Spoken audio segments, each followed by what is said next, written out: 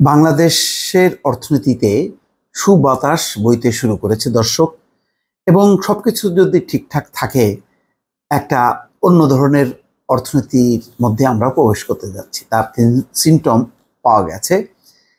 IMF এর প্রতিবেদন, বাংলাদেশের অর্থনীতির ঝুঁকির সংখ্যা কমেছে।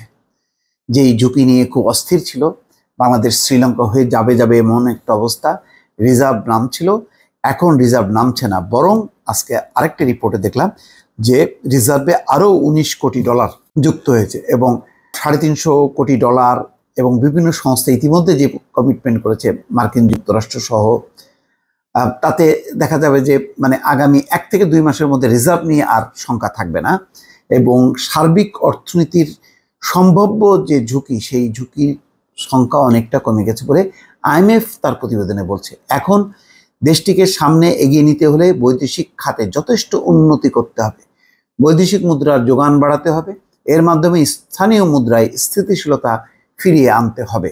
ইতিমধ্যে আহসান এইচ মনসুর, বাংলাদেশ ব্যাংকের গভর্নর, অসাধারণ পদক্ষেপ নিয়েছে। নোট ছাপানো বন্ধ করেছে, আবার বাংলাদেশ ব্যাংকের থেকে, রিজার্ভ থেকে ডলার বাইরে চলে যাওয়ার যেই ব্যাপরা গতি ছিল, সেই গতিরও লাগাম টেনে ধরেছেন। এখানে বলা হচ্ছে এর মাধ্যমে স্থানীয় মুদ্রায় স্থিতিশীলতা ফিরিয়ে আনতে হবে। এর জন্য সরকারকে কিছু কঠিন পদক্ষেপ নিতে হবে।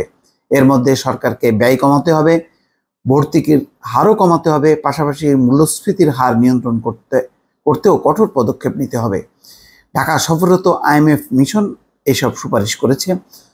আইএমএফ এর ঢাকা মিশনের তৈরি একটি প্রতিবেদন থেকে এসব তথ্য পাওয়া গেছে। প্রতিবেদনটি তারা সরকারের বিভিন্ন দপ্তরে পাঠিয়েছে।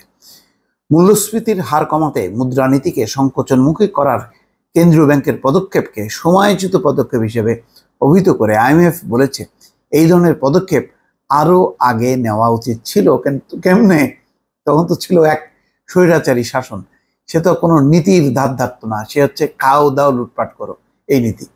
যাই হোক, একই সঙ্গে কেন্দ্রীয় ব্যাংক আমদানির এলসি মার্জিনের উপর থেকে আরোপিত বিধিনিষেধ তুলে নেওয়ার বিষয়টিকে ইতিবাচক হিসেবে দেখছে। এর আগে গত সরকারের সময় আইএমএফ আমদানিতে এলসি মার্জিন তুলে নেওয়ার সুপারিশ করেছিল।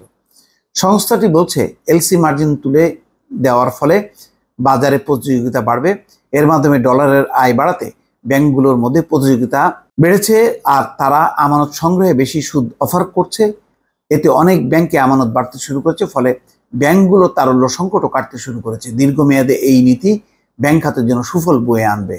আইএমএফ বলছে, সরকারকে খরচ কমাতে হবে, বিশেষ করে অপ্রয়োজনীয় খরচ কমালে সরকার ঋণের বোঝা কিছুটা হলেও কমানো সম্ভব হবে, এতে সরকারের সুদের চাপ কমবে। দর্শক, এটা বলার অপেক্ষা রাখে না কি পরিমাণ সাশ্রয় করা হচ্ছে, কি পরিমাণ খরচ কমানো হচ্ছে।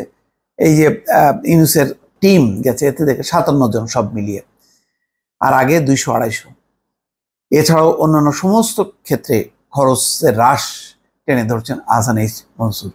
নিঃসন্দেহে আজকে যেই বার্তাটা আইএমএফ দিল, সেই বার্তাটার প্রতিফলন আমরা 2 থেকে 3 মাসের মধ্যে আরো স্পষ্ট দেখতে পাবো। দর্শক, ভালো থাকবেন। আল্লাহ হাফেজ।